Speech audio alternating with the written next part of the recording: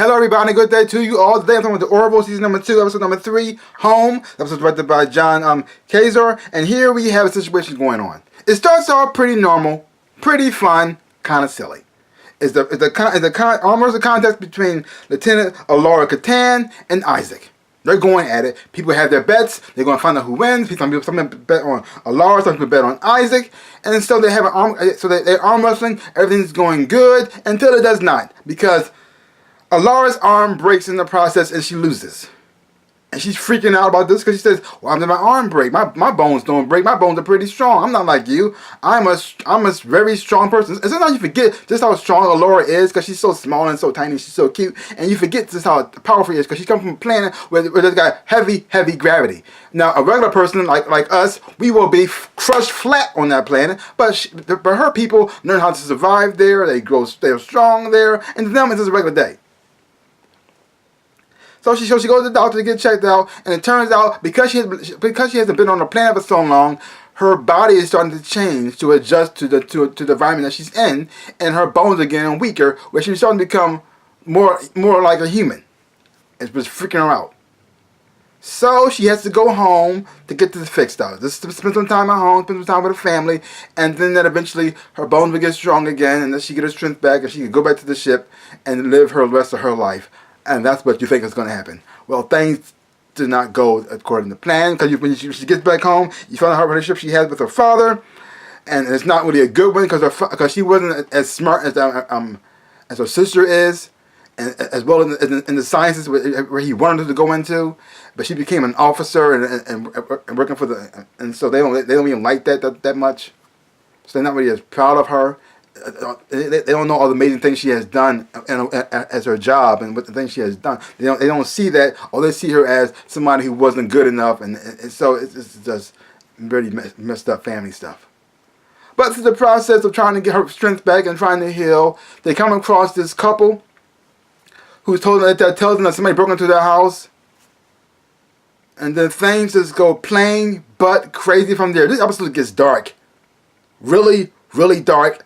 And fast. You don't see it coming. It's like a switch. Just what happened? Because you meet this loving couple. They seem very sweet, and you got the actors playing them. You got John Billingsley. Billingsley. I think that's his name. And you got Kara O'Malley, and they play a loving couple who pretty much told them somebody broke into their house. And they feeling a little nervous. They don't want to stay there. But turns out they have a history with Laura's father and their son. And their son committed suicide because their father proved that his work was wrong, and it messed up his career chances and messed up his life. And so he killed himself in the process. And now they've been holding this grudge, and they finally get the opportunity to get their revenge, and things just go dark from there. This is different than most of these episodes. On the Orville, because sometimes they try to add some humor into it too, try to be a little bit silly at times, and this was done quite seriously, and the acting was actually done really well. And then you have a scene between Laura and her father, and she's pretty much telling her how she felt and all things she's been through and stuff like that, and it was very emotionally driven, and I felt everything she was saying. It felt real and natural, and I was enjoying, like, wow. Even when it got all creepy and weird and just insane, I was like, oh my gosh, because it was intense. You didn't know how it's going to happen. Are they going to die? Are they going to be okay? And like what's going on? And then in the final twist at the end, and you think she did all this to prove to her father that she is capable, that she is strong, and that she knows how to handle herself and stuff like that. And she does. It also shows how much her father was treating her. And he felt bad about that. And that scene was also very emotional. That it hit me too. I said, wow. This is a really good episode. Really good. And then the twist at the end, you find out that you think that she's trying to get herself ready. Because she proved it to her father, she proved it to herself, and you think she's going to go back to the Orville, because I kept thinking to myself, all they got to do is make some kind of gravity thing in there so she can stay there and she'll be fine. And they do that, and then the thing is, though, she chooses to stay home. And I did not see that coming at all. I was like, what? What? So now she's off the show?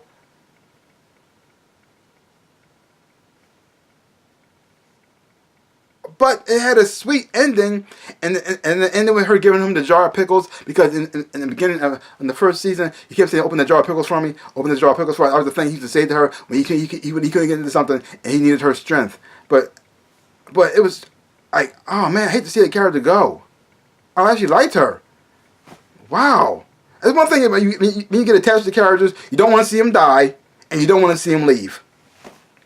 Now, her leaving is not a bad thing per se, but it means she can come back if she wants to. They pretty much even say that in the show, in the dialogue they have between Seth MacFarlane's character and her. So, it's a possibility she might come back. I'm hoping that she does, but she will be missed. Wow. Did not see that coming at all. And the special effects and the graphics and CGI was on this thing was done quite well. But seeing her back on her planet was beautiful to look at, and seeing that kind of horse-like creature that was there was just amazing. Like, wow. And also, we also got to see Candace King from Vampire Diaries and the originals, and a little bit from Legacies. You got to see her part of the show. Nice to see her. She went from being a vampire to an alien. So hey, whatever, yay! And you also have some Star Trek alumni on the show from John Belinsky. Help us say his name right. I'm sorry, I know nobody watched Star Trek, but so having him on the show and having him playing the bad guy was also very interesting too, and a very dark, twisted one. And the thing is, though, you understood what they were while they were doing it. So you kind of felt bad for them, even though they were doing like these very horrible things.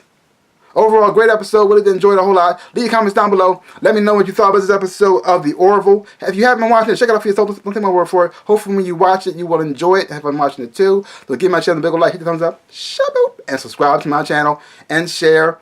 I would appreciate it, like I always say in my dreams and in real life. I am the Ninja Rabbit. Peace out, people.